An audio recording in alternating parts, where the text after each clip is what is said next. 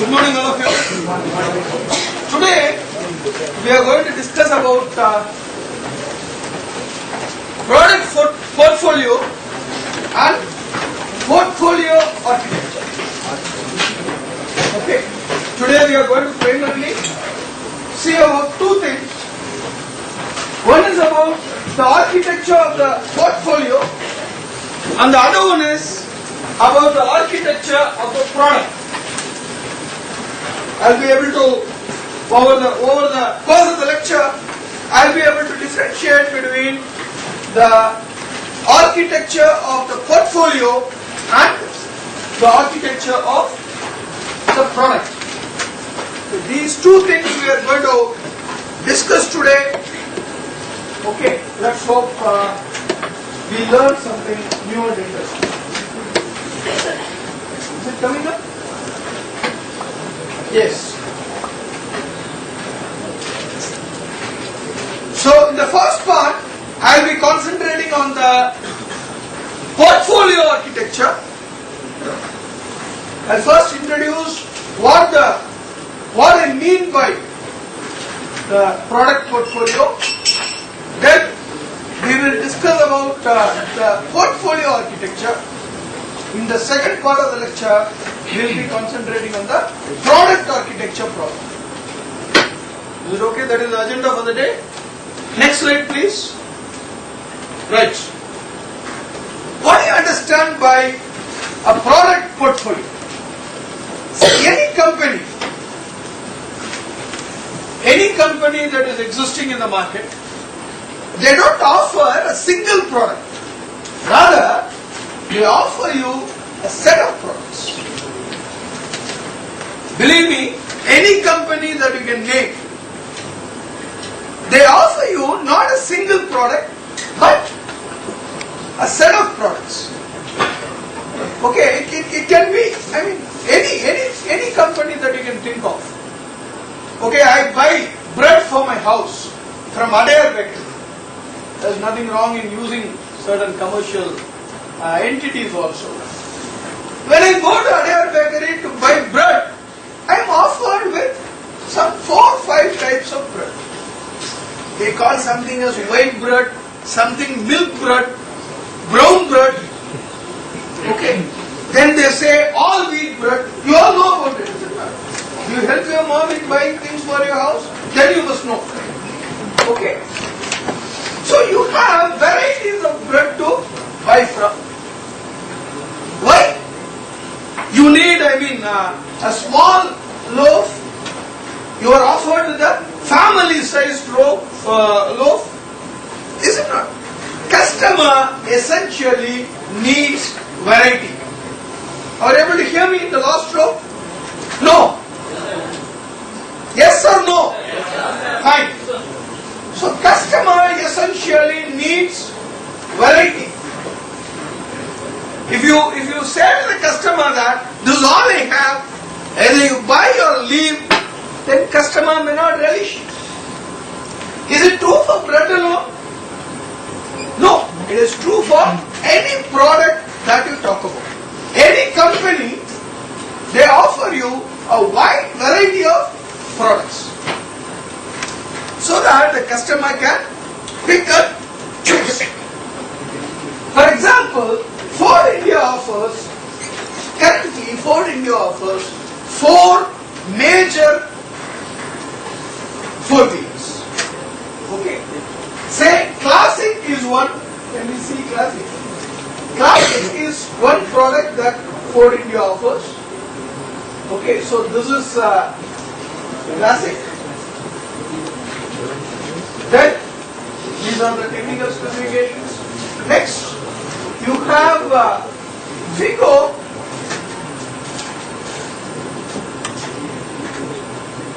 You have all new Fiesta.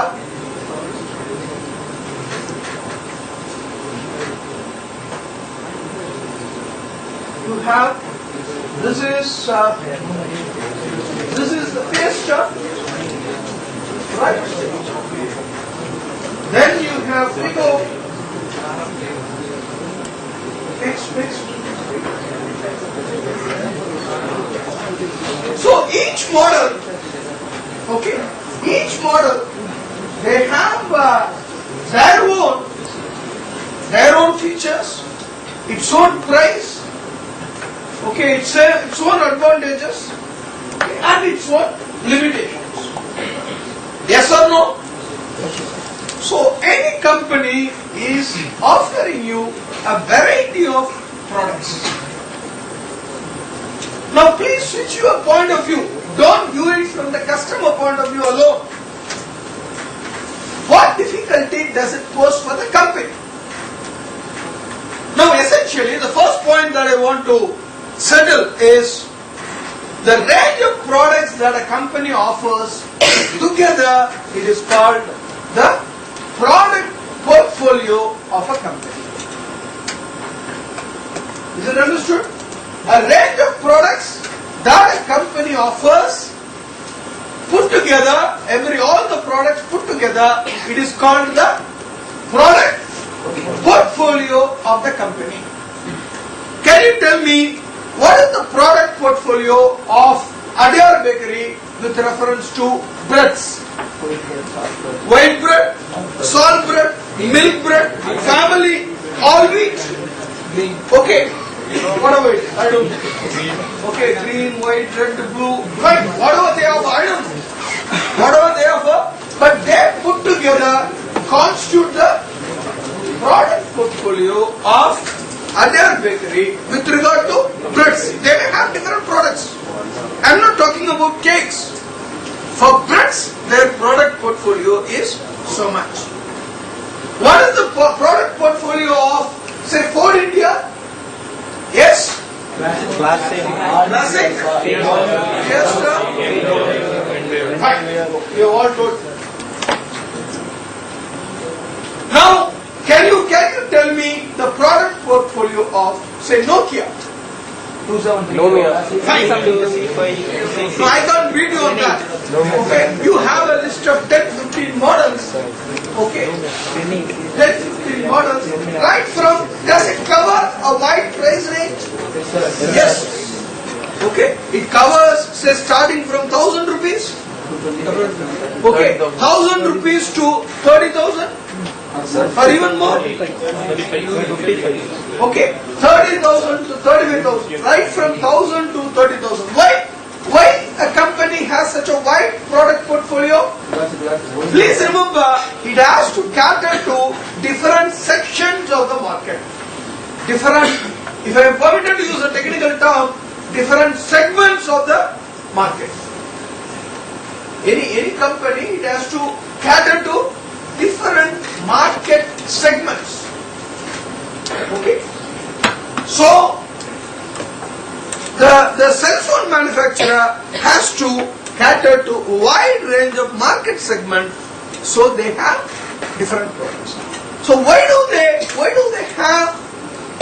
should they have a wide portfolio of products? Because the needs of the customer are varied. I might buy a cell phone just from the utility point of view. I view a cell phone as something which helps me in communicating. Somebody else may view a cell phone as a prestige symbol, as a fashion label. Youth may view cell phone as a fashion label. If I have a latest model cell phone on my hand, that proclaims I am trendy. You understand? I am not criticizing, I am just making statement of facts. A old person like me might view cell phone purely from the functional point of view. Probably I cannot think of somebody buying a cell phone for 35,000 rupees or 40,000 rupees. Because for me it is purely a functional point of view I view at things. Someone else may view it altogether differently. Customer needs and customer perceptions, they differ. You may view it as a fashion symbol, something that proclaims that you are trendy, you are latest, you are not late. Okay, you are up to date.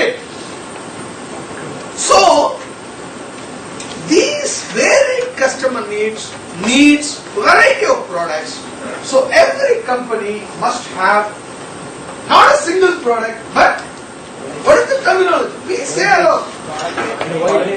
A portfolio of products. A portfolio of products. A basket of products. Is it okay? Have you all understood what I mean by a product portfolio? You all understand what you mean by a product portfolio? Can you tell me what you understand by the term product portfolio? Yes? Hello? Quick, quick. Every company does not offer a single product. Excellent. It offers many products. Many products. All these products put together are called product portfolio of that particular company. Can you give me an example? Anything new? Think. Pardon? Sony company offers TV. Excellent. Sony company offers variety of TVs. Please don't go to the different products of Sony. They offer different varieties of television. Okay. They offer you LCD, LED, plasma, traditional television. black and white 3D. I don't know. It's a good example. Some part of the product portfolio might become redundant and it will be withdrawn. Even the free TV offered by the government is not black and white. Then who is going to buy the black and white TV? So over the period of time, so good example, over the period of time, a part of your portfolio will become, listen up, a part of your portfolio will become redundant and it will be phased out. It will be withdrawn. Got it? Next slide please. Now, what do you mean by portfolio architecture? Please understand, later on I am going to tell you something about product architecture. Already you guys know something about product architecture. Now, let's see more in detail about product architecture later, in the later part of the lecture. Now what we are going to discuss about is portfolio architecture. Now what is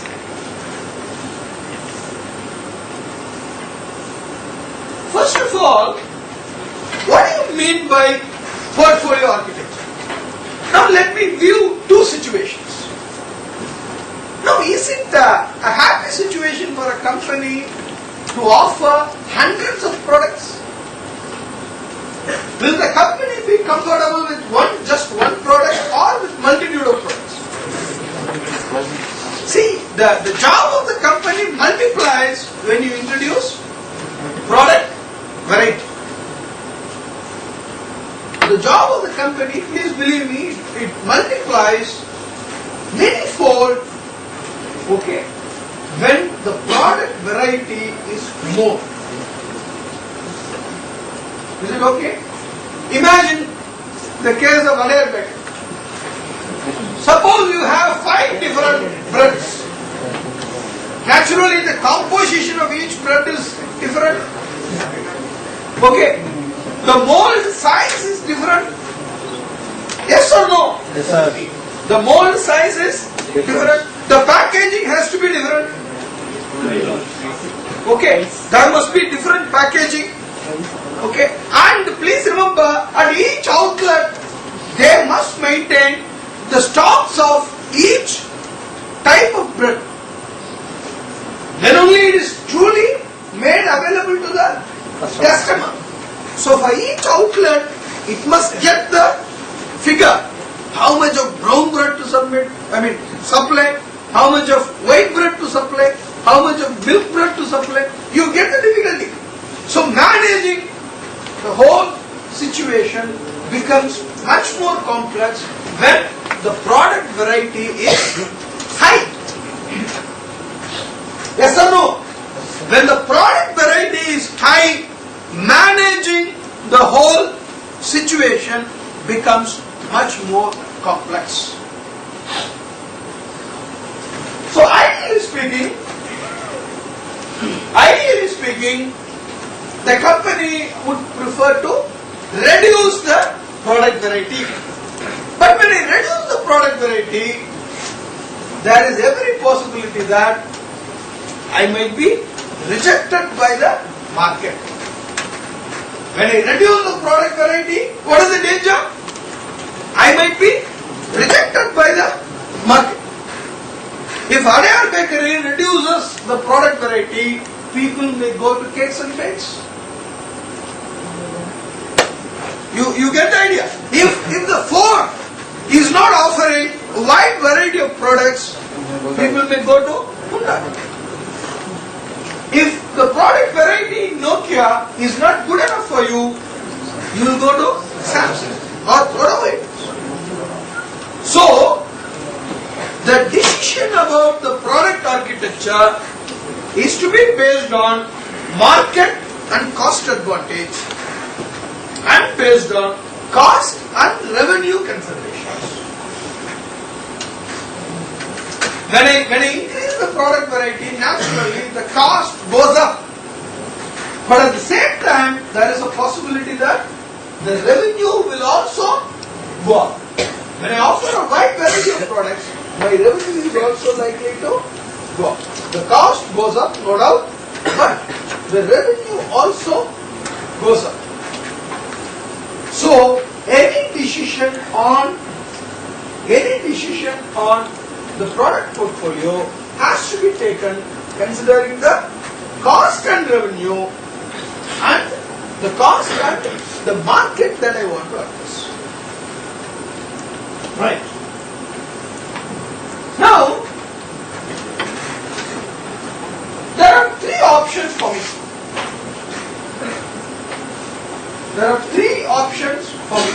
One is, I have to offer variety. There is no compromise on that. Yes, I have to offer variety. There is no. And how much variety I am going to offer? How do I decide? I decide based on the cost and revenue models, and I decide based on the market analysis. Done? Right. Now what is the next question? How am I going to introduce variety? How can I introduce really variety? Now let us see. I have three options. One is, each product is completely unique. There is nothing common between my products. Number two, the products do share certain common systems. Number three, there is something in between. Now let me explain it this way. I have shown you four models of Ford vehicles. Is it okay? Do you mean to say that the part list of all the four models, will it be mutually exclusive? Or will it have certain common aspects? Let us start from the minimum. Should I be using different types of molds for Figo and Classic? Molds that are used for fastening, should they essentially be different? For example, let us say the balls used in wheels, should they be different or can they be same? They can be same, provided the length and diameter, if they permit, they can be same. Can the brake system? Nowadays, ABS has become a standard now. Okay? So, can the braking system be same for all the four models? No, will you change or can they be same? The problem is when you make them different, the complexity of the problem in hand becomes more. when you have a large number of product variety, and if it in turn goes to large number of subsystem variety, managing the whole system becomes much more complex. So we have to reduce the complexity. So braking system can be same. Now can the wheels be same? You know, for two models wheels can be same. For two other models wheels can be different. Is it okay? Now please remember, you are going to do an exercise on this as part of your assignment. So listen and then try to understand things carefully. Now, the level of complexity can be minimized if certain identical subsystems can be used in different models. Is it okay? If certain identical subsystems can be used across models. Okay. Now, well, let us go back to the three options available for me.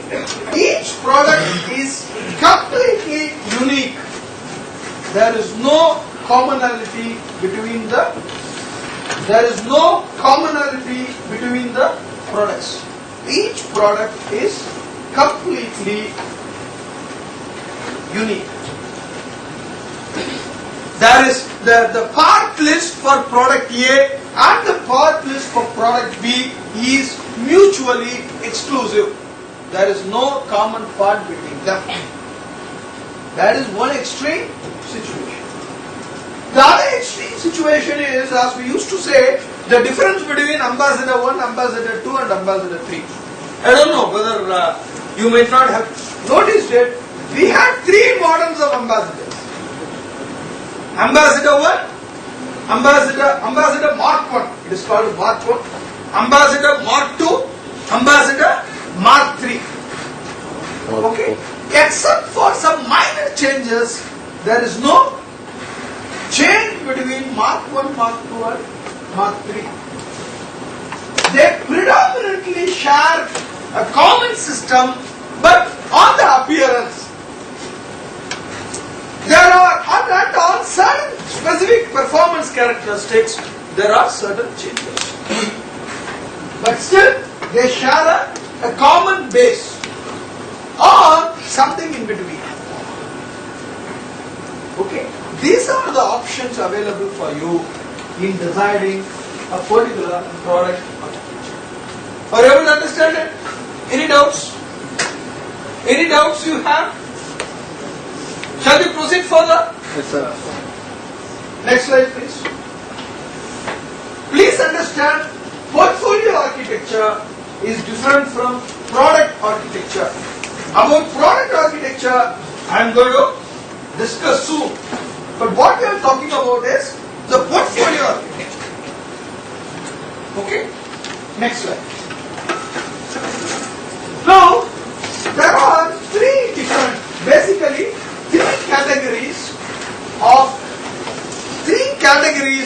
three broad categories that are possible. One is fixed and sharing architecture. Number 2 is modular platform. And number 3 is massively customizable. And please believe, the entire industry is slowly moving towards a massively customizable architecture.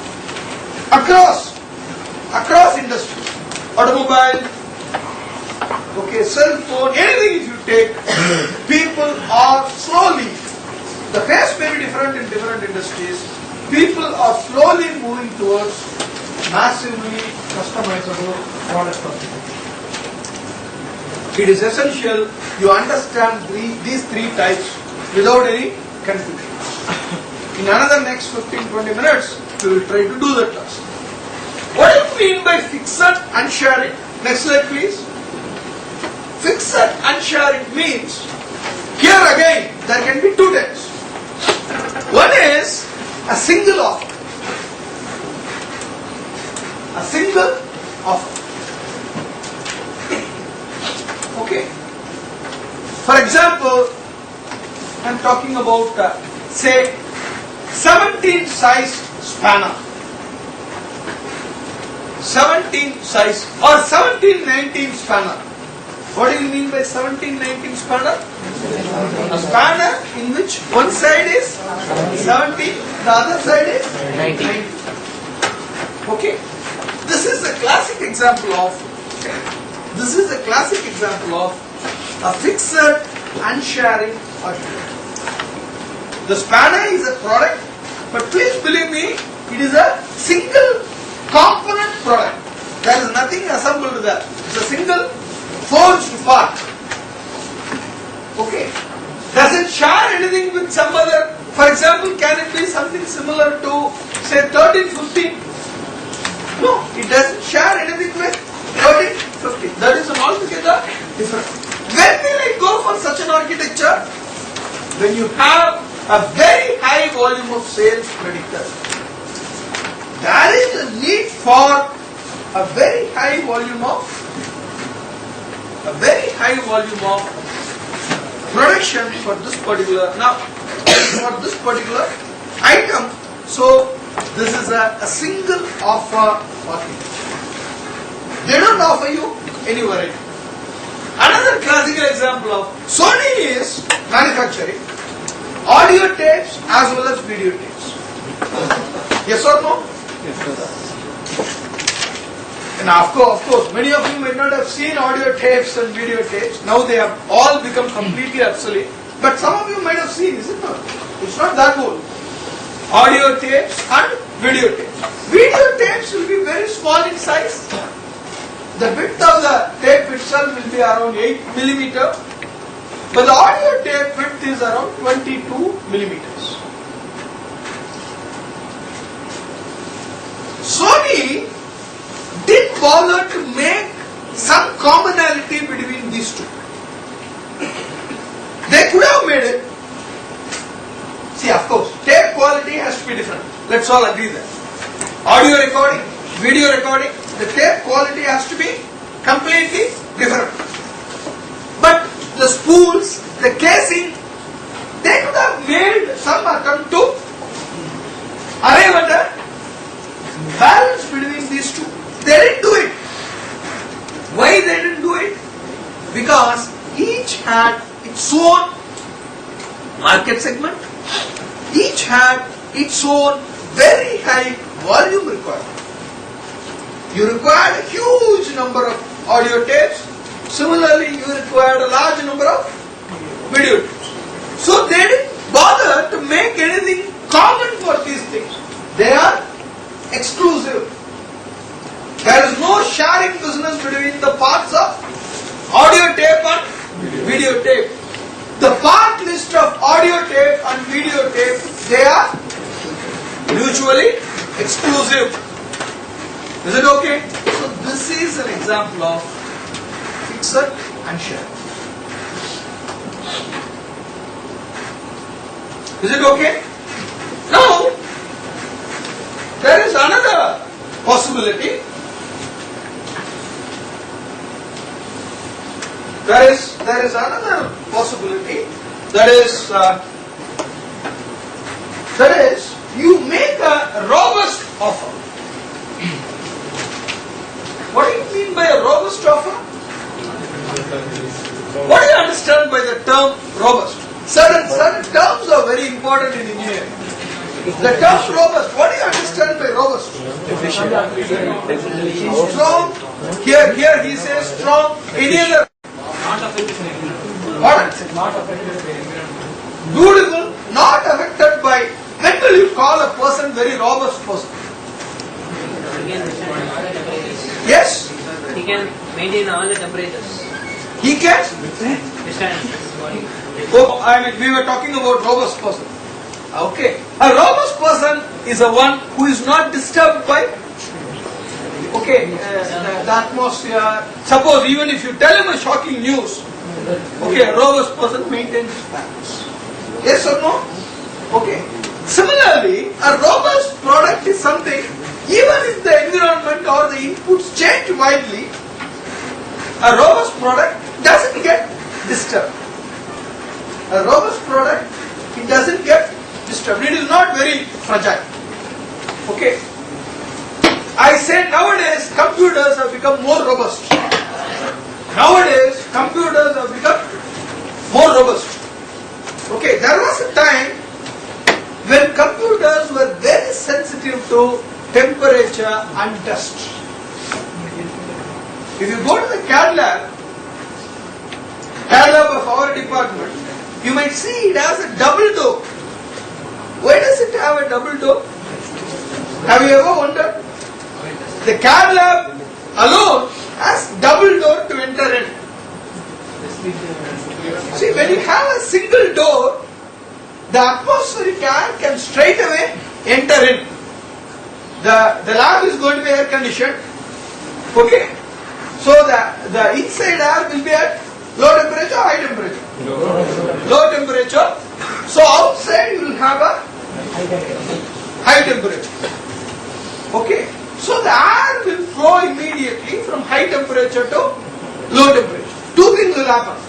This air will carry all the dust which is allergic to the computer at that point of time. And this air will also be warm. So the air will make the room immediately warmer. So both were not acceptable at the earlier point of time. So we specifically designed our computer rooms with double door. That was a prescription from the manufacturer. And you are not allowed to wear slippers inside. Now you just walk through. Earlier, in our own university, some 5 years back, you are not allowed to wear slippers inside the CAD lab. Why? Because the computers are very, very sensitive to dust. Two things. Even we have a data center today where we have our servers, our university servers. It is next to the library. Even now, you cannot wear your slippers inside to a data center because there you have a much more precise computers which are still sensitive to, those computers are very powerful but they are not robust. People have designed computers to become more robust so that you can use computers in your factory shop floor. In your factory shop floor, you can use your computers. In your house, without air conditioning, you can use your computers. That is the idea behind making something robust. Okay, this we will see in some other context also. Now, I can make my component, I can design my component in a robust way, I can design my product in a robust way and make an offer. That is a single component, a single product, but it meets multiple needs. For example, the power system in America, it is 110 volts and 60 hertz. The power available, the voltage available across plug points all over America, it is 60 hertz and 110 volts. In all over Europe and India because we were one time colony of England, all over Europe and all over in India, the power available is 240 volts, 50 hertz, 50 cycles per second, and 240 volts. Now what happened was, now almost all electrical durables, they are manufactured to operate between 110 to 240 volts and between 50 to 60 cycles per second. So I make a product, I don't make a special, one variety for India and another for US. I make a product which can work in both situations. I have designed my product to be more robust, okay, so that the same product can work in both instances. Is it okay? So that is so fixer and sharing can be of two types. One is a single product, the other one is it can be a robust product. You get the idea? So this is regarding fixed and sharing architecture. Next, platform portfolio architecture. Now let us first understand what it is.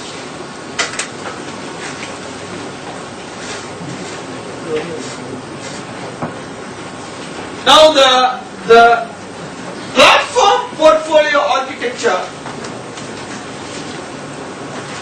now it has common components, modules and systems. It can be a component, the commonality can be in terms of component or it can be in terms of module or it can be in terms of systems, subsystems. And this commonality is called a platform. The supported products, see the same platform, it will be supported by, it will support 2-3 products.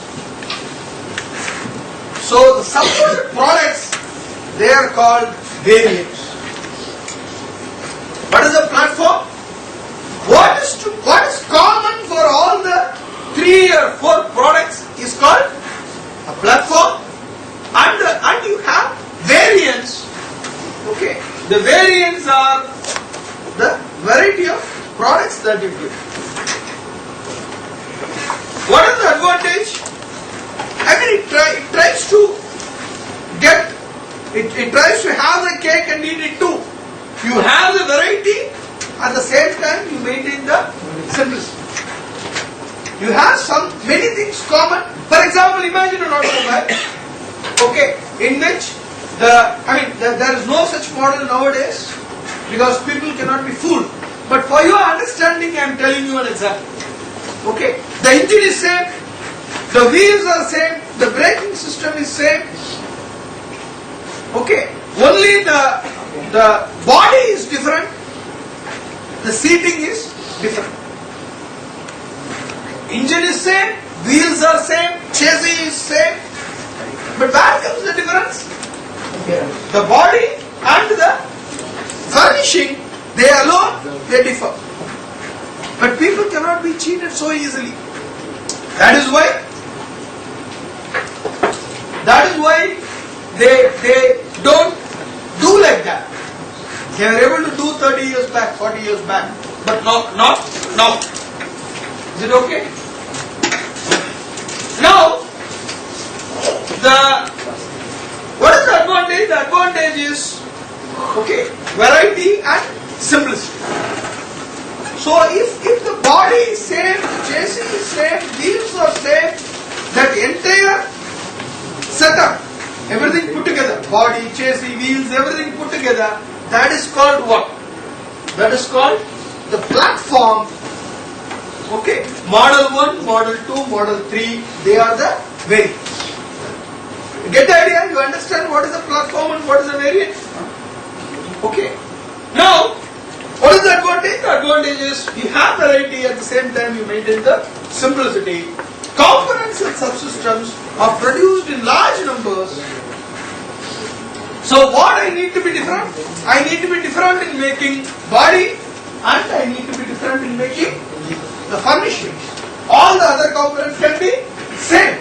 So components and subsystems are produced in large numbers, but at the same time I achieve variety. Okay, I am master of both the worlds. Is it okay? Next slide. Now what are the different types of platform architecture? There are different types of platform architecture. You have what is known as a modular architecture, modular product families. Now we are going to see some 5 different types of platform architectures. So basically we have seen 3 types of product portfolio architecture. What are the 3 types?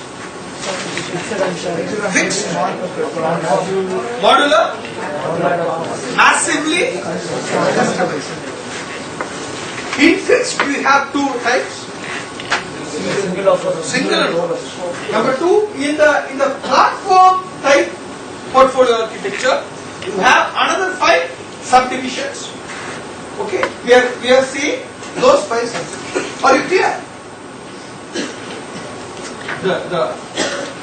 What is the modular product varieties? Now, modular product families are products supported at any one time by a platform. Products that are supported by any one time by a platform, and you have what is known as a derivative products. I'll tell you what it is. Suppose you want to make, suppose you want to design, say, toasting machines. A toaster, a bread toaster. Okay. You can have a bread toaster that can toast 2 breads at a time. Or you can have a bread toaster that can toast 3 at a time, 4 at a time, or 1 at a time. This is the variety you offer to your customer. If it is a large family, probably they have to toast 40, 50 slices at a time, then probably they will buy a 4 bread toaster. If it is a bachelor living alone who wants to say eat some 4 or 5 slices, he doesn't mind having a 1 bread toasting at a time. You have 4 different products: 1 bread, 2 breads, 3 breads, and 4 breads. But please remember the heating element, the reflectors, the heat energy has to be reflected onto the bread. So the heating element and reflectors, it will be identical for either it is a 1 bread toaster or 2 bread toaster or 3 bread toaster or a 4 bread toaster. Yes or no? They can be same. So this is called a modular product family. The same thing, it can be replicated many times and you get a product variety. The same thing is replicated many times, you get a product variety. Okay, for example, you are manufacturing gas stoves. You can have a single burner stove, 2 burner stove, or a 4 burner stove. Okay, the actual burner can be identical in all the cases. You replicate it once, twice, or 3 times, or 4 times to get different stoves. Is it okay? So this is a modular product family. A slight variation of that is a modular product generation. Generation is something which is changing over a period of time. Okay. So if at one time the variation is introduced, means you call it as a modular product family. If it is over a period of time, the same module is used but with some slight modifications over a period of time, then it is called modular product generation. You understand? If the variation is existing at one point of time, it is called a family.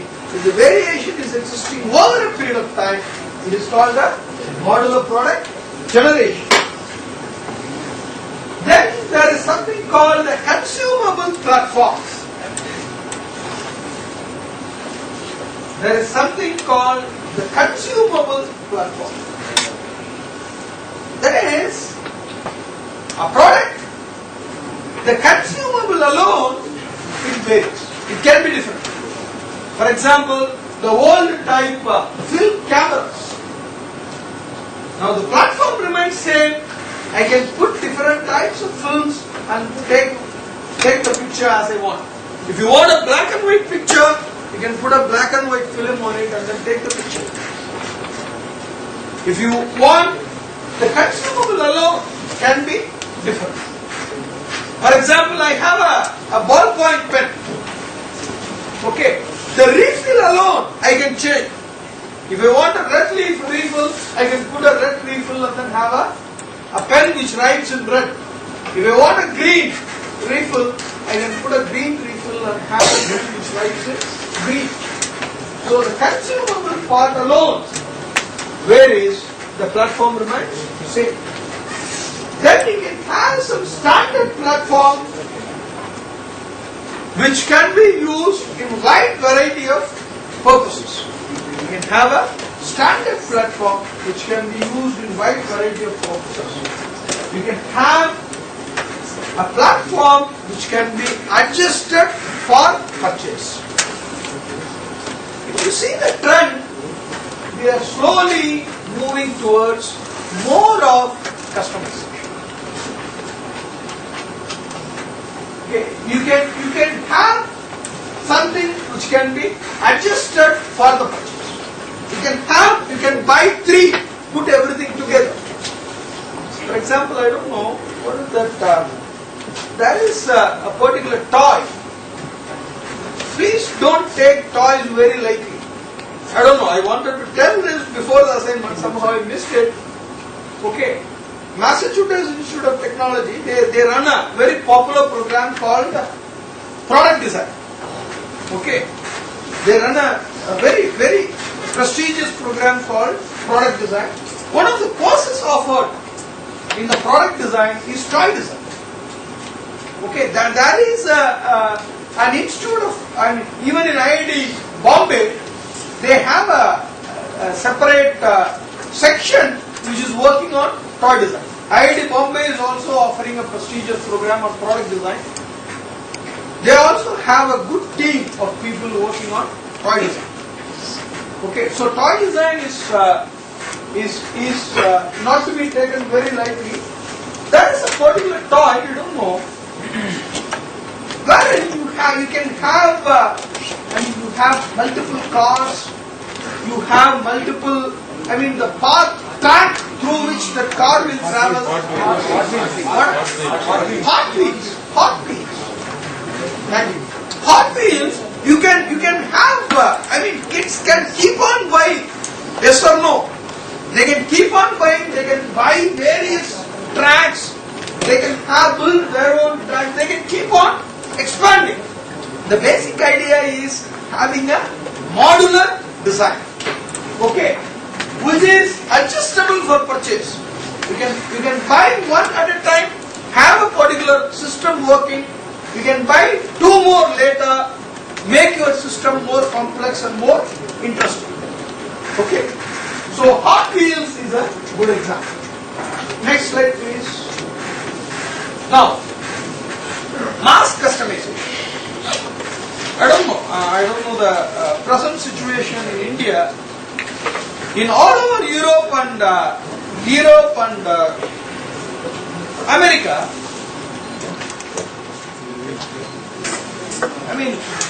expensive dresses are something which are tailor-made. In India, the situation may be slightly different. Okay. Now, if you want to have an expensive piece of dress, you go for tailor-made dresses. Why it is expensive? Purely because it is tailor-made, it is made for you. Rich people, they don't buy ready-made dresses. They go for tailor-made dresses. Why? Because it is just made for you. I take your exact measurements and then stitch a piece of dress for you. Ready-made is, there are already some existing sizes, you just enter into some size which suits you. So, something which is designed and fabricated for you is always more expensive. The idea behind mass customization is no 2 products are identical. You make a product which suits you very exactly.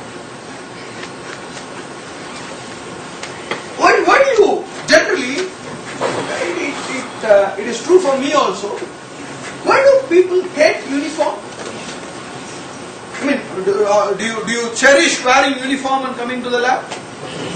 Yes or no? I don't hear. I thought I will abolish uniform, but I don't hear a loud no. So that the uniforms continue. So even then the uniforms will continue. Now why you say a big no to uniforms? You feel that your individuality is disturbed. I am not different from him. All of us are made to look alike. That is the purpose behind uniform. Okay, and of course we have certain safety issues and all that. Let's not go into that. Why do people hate uniform? I want to look like Murugan. Okay, every individual wants to look like with some individual traits. I don't want to look like a mass-produced item. Okay, so what is the end of it? The end of it is, I want a product which is uniquely made for me. I don't want to buy which is already made and existing in the market. That is the direction in which the people's preference is bound to move. If not today, over the period of time, they don't want to satisfy with an existing product. They want a product which is made for them. Now, industry has to get ready for what is known as mass customization as opposed to mass production. I don't know. I earlier talked about Ford Model T.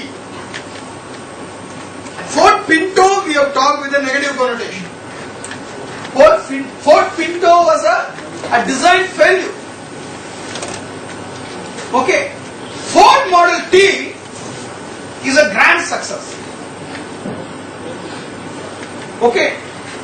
When Ford Model T, please take it from me, you may not know, you can search the website and learn more about Ford Model T. It is one of the success designs. When Ford Model T was designed, people were complaining to Ford himself. Sir, everybody, the Ford Model T came only in one color. It was black. People complained to Ford. They came and represented. The factory managers came and represented. Sir, why don't we introduce some variant? Why don't we introduce some color? Why don't we offer? This is a famous statement by Ford. Okay, I don't mind manufacturing any color as long as it is black. This is what Ford said. I don't mind making Ford Model T in any color as long as it is black. Ford refused to introduce variety.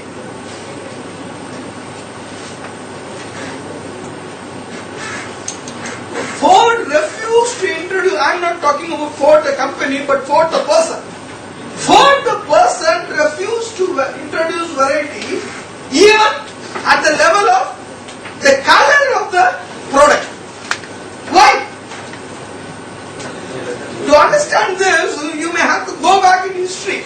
You should understand at what context Ford Model T came in America. Please remember, Ford Model T was almost you can say, the first automobile. And the proclaimed objective of Ford was to make every American citizen to own a car. The proclaimed objective was to make every American citizen to own a car. So how is that possible? By reducing the price of the automobile. How do I reduce the price of the automobile? Mass production. When you talk about mass production, there is no scope for variety. If you have to paint first white and then black means, or let's come the other way. If you have to paint black and then paint white color means, the entire painting system has to be clean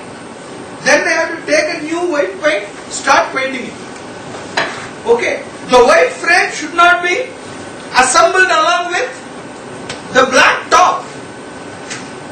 I have to paint enough white doors and maintain an inventory so that when a white body comes, I will assemble only a white door. You understand? Product variety introduces lot of complexities.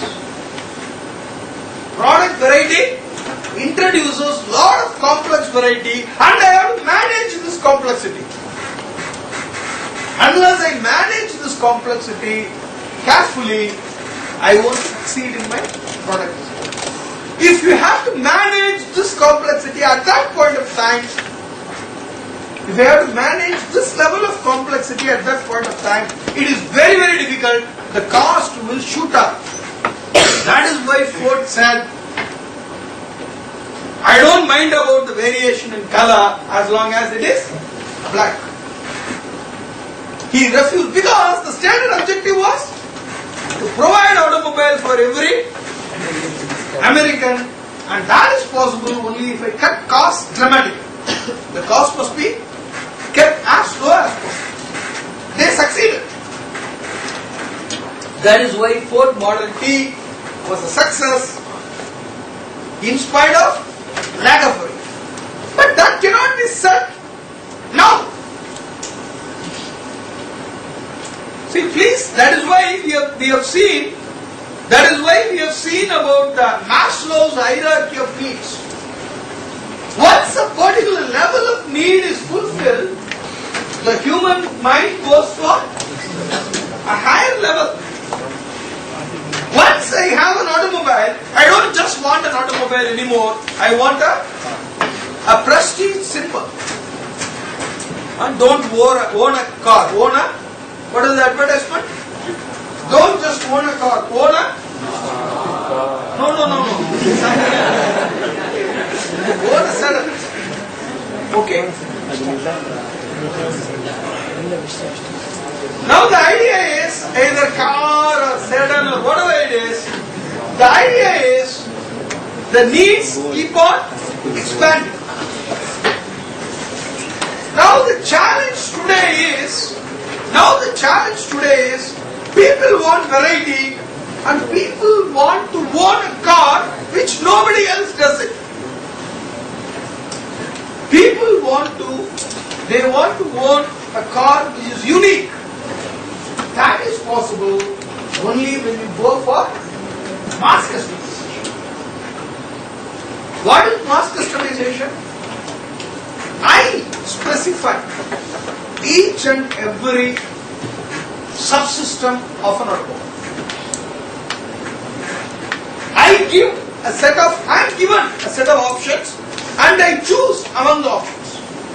What should be the color of the exterior? What should be the color of the furnishing inside? What type of furnishing I want? I specify each and everything, and that is taken note of, and that is manufactured as per my prescription, and that is delivered to me. This is the idea behind mass customization.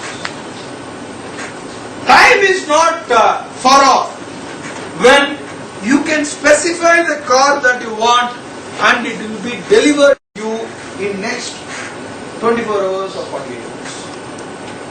I don't know whether you have visited Ford. If you see the production line in Ford, we have seen that Ford is manufacturing 4 types of cars.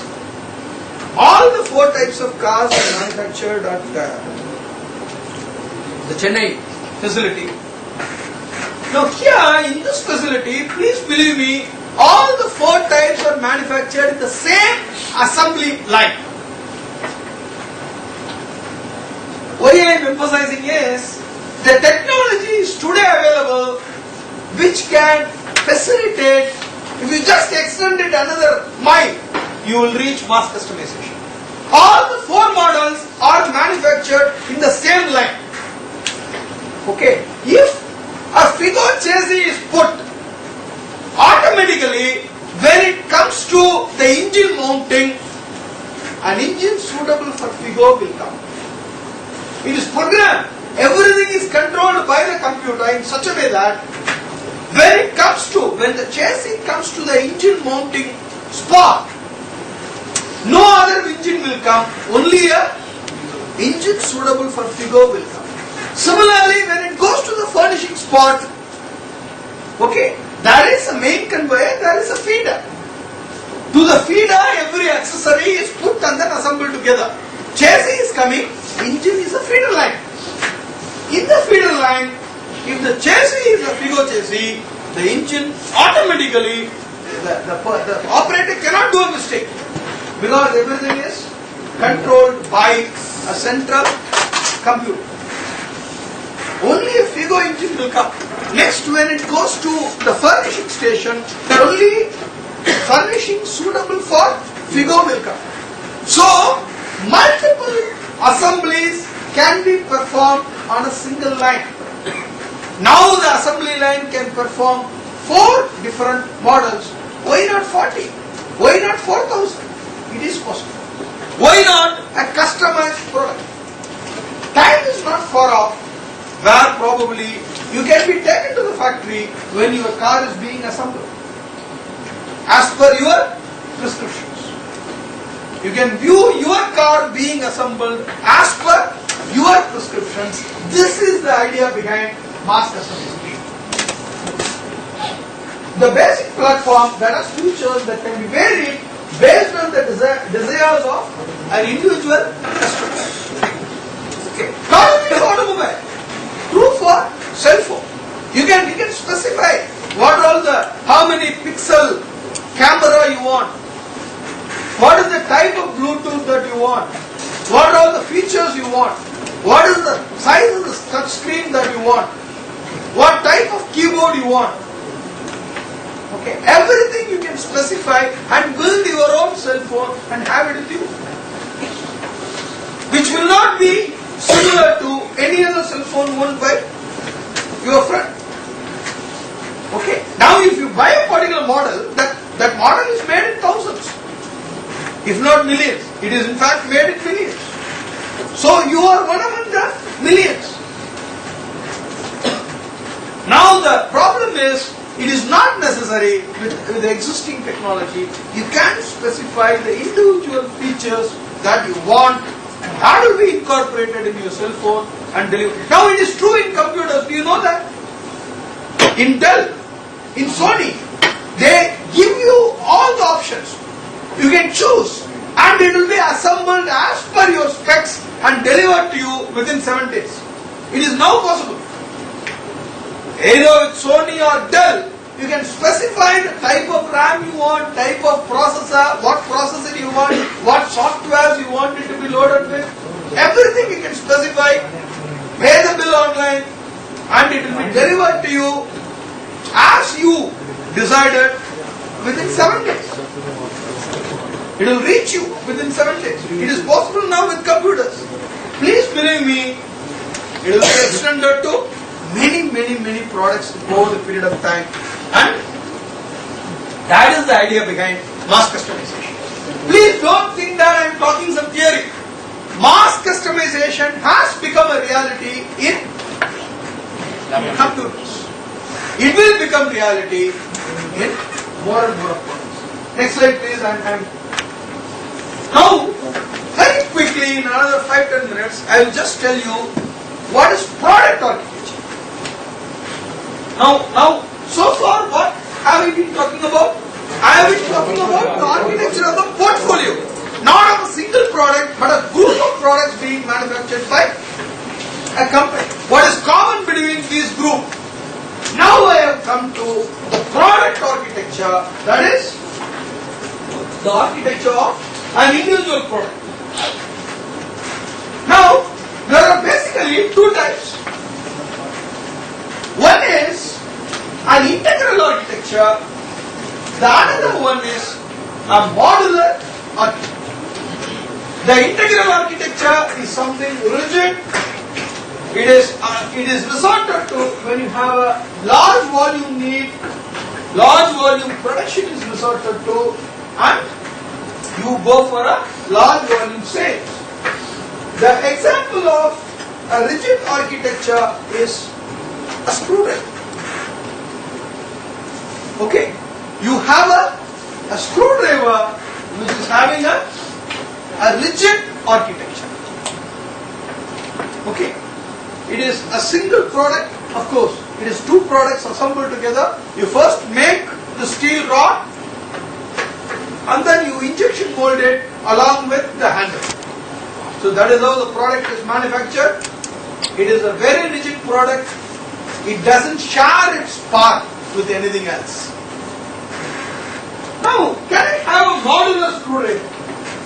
Yes. I do have a modular screwdriver. Okay. Now, I have a handle. Now I can attach anything that I want from a wide variety of options that is provided. This is a modular product architecture.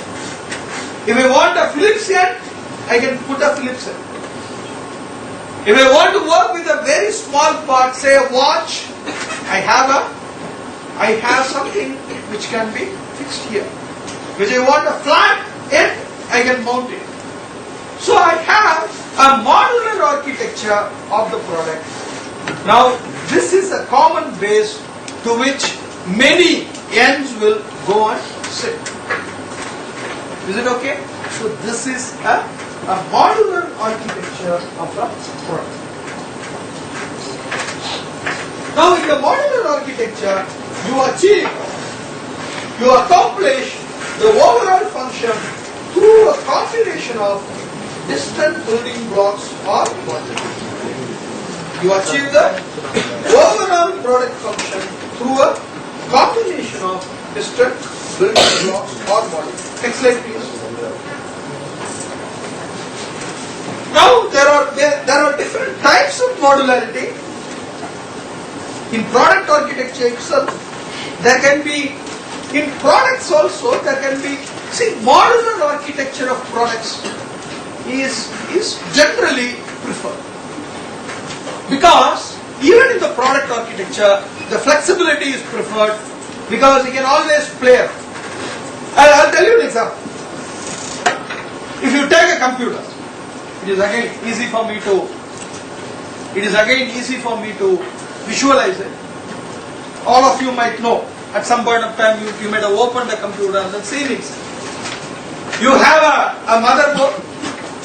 Okay. So if something happens in the motherboard, even in the repair shop, if something happens in the motherboard, they don't go into the motherboard, rather they say there is some fault in the motherboard, I have to change the motherboard. There is something called a display card. If something is wrong in the display card, the entire display card is replaced. The computer essentially consists of some 10 modules which is put together. What do? If something is wrong in the system, you identify which module is faulty, you replace the entire module. Is it okay? If something is wrong with the system, you immediately identify which module has gone wrong and you immediately replace the entire module. So this is easy to maintain. Similarly, it is easy to, when the architecture is modular, it is easy to assemble, it is easy to maintain, it is easy to manufacture. So generally, the modular architecture is nowadays preferred. This modularity is existing in many instances. For example, you can have what is known as a slot modularity. Slot modularity is physically you have a slot which can be used for many modules. For example, the classical example of a slot modularity is, I don't know, have you seen a slotted almirah? The slotted almirah will come with a slotted angle. Slotted angle, you know the angle section. You know the angle section? Angle section, all mechanical engineers must know. You can find many angle sections here, I will come to it later. Angle section is something which is having its cross section like this. This is an angle section. The cross section is like this, the length is available at any length. Can you identify some angle sections here? In this room? Yeah, where? No, the cross section is not exactly. Where? Which chair is having an angle section exactly? No, that is a flat. That is, sir, why don't you see? The cross section is a rectangle there. So that is called a flat. What? Tube light, sir. Tube light, no? No, in your seat you do have an angle section. All of you can see it. Please bend and then see. You can bend in the front and then see. There are two angles. Okay, in your seat. There are two angles. Are you able to identify? Okay, there are two angles. Okay, so it is one of the common cross section in engineering. It is called an angle. Now this is made by extrusion. Now there is a square section. Okay, there is a square cross section. It is called a square tube section that is used in manufacturing these tables. The tables on which the laptop rests. The frame of the table is manufactured with a square tube. There are many common. This is a rectangular tube. The cross section of this is a rectangular tube. Now, let me come back to slot modularity. Now, I have a slotted angle in which you will have slots made at different locations. These slots will be something like this, not circular holes. Now, suppose if you want to make an almirah, I can assemble them and then make an almirah. If you want to make steps, I can assemble accordingly and then with slotted angles, any structure of any shape that you want can be manufactured very easily. So that is the slot modularity. Or in computers, you have certain slots into which many devices can go. But I didn't use that example because I am going to talk about it in the next case, which is a bus modularity. What is a bus? Beautiful. I am not talking about transportation bus. I am talking about data bus. Naturally, it is also transportation, but it is not transportation of people, but transportation of data. Okay. Now, so a universal serial bus. It is a particular protocol for transferring data. I can connect many things in that modular device. Into it I can connect my pen drive, I can connect my, say, keyboard, I can connect my mouse, I can connect my external hard disk, I can connect my camera. As long as it fulfills, it communicates through satisfying that particular protocol. There is a USB protocol. If I satisfy that protocol, I can connect anything I want into it. So that is a bus modularity, sectional modularity, fixed modularity. These are all function-based modularities. Similarly, I can have manufacturing-based modularity. You please study the remaining two, section modularity and mixed modularity. Okay, you please study yourself.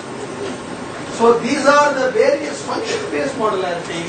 Similarly, again, there is something called manufacturing-based modularity. In another 15 minutes, I am not going to leave you out. If the sound, if I hear any unwanted sound, it will become 20 minutes. If I still hear, it will become 25 minutes. Beware. I am a very bad person in matters of discipline. So beware. So that can be manufacturing. manufacturing based modularity also. Okay. So regarding the manufacturing methods, based on the manufacturing methods, again the modularity can be good. Next slide. Now here I am not going to talk about it in detail, but another important concept is the concept of group technology. We will be studying. It is also known as GT. GT is group technology. Now when you have such a complexity coming into your domain in terms of manufacturing, in terms of assembly, what are the techniques that is used for managing this complexity? One of the technology that is used for managing this complexity is the group technology. We'll be studying about it in your due course of engineering. Next. Any questions you have? Now, whenever, if you have any questions, you can stop me. Sir, any doubts you have? No. Right. Now, when you talk about when you talk about modularity, okay, I am always drawn to the standardization of there is again you can adhere to standards and then establish some modularities. Okay. Now, one thing that is common in many of the mechanical systems are the fasteners. So today I have two videos on how the bolts and nuts are manufactured.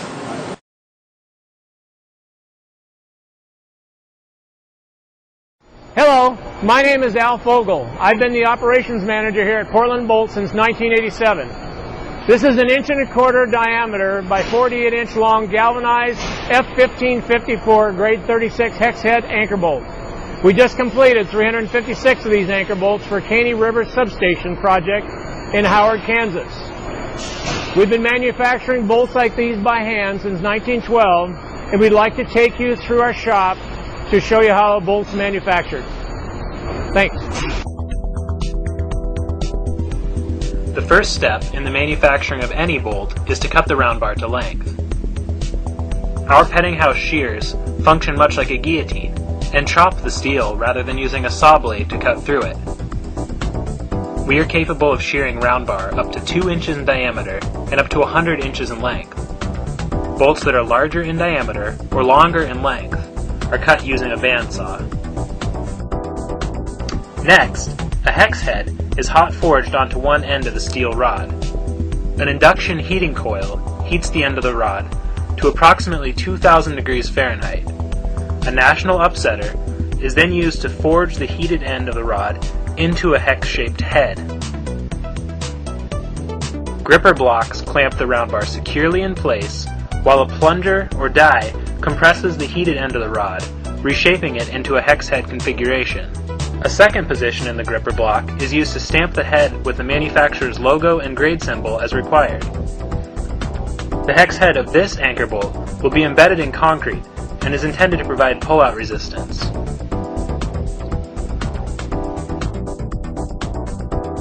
High-speed cutting blades apply a chamfer to the ends of the bolts prior to threading. This beveled end will help facilitate easy assembly of the nut once the bolts have been threaded and galvanized. Landis threaders are used to cut 8 inches of thread onto the end of these anchor bolts. Rotating heads contain chasers which cut away steel from the round bar to produce the threads. A constant stream of cutting oil is applied to reduce friction and to prevent overheating. Threads are gauged by the threading operators to ensure conformance to dimensional tolerances. The bolts must be pickled prior to galvanizing. This process cleans the bolts and prepares the surface of the steel to accept the zinc.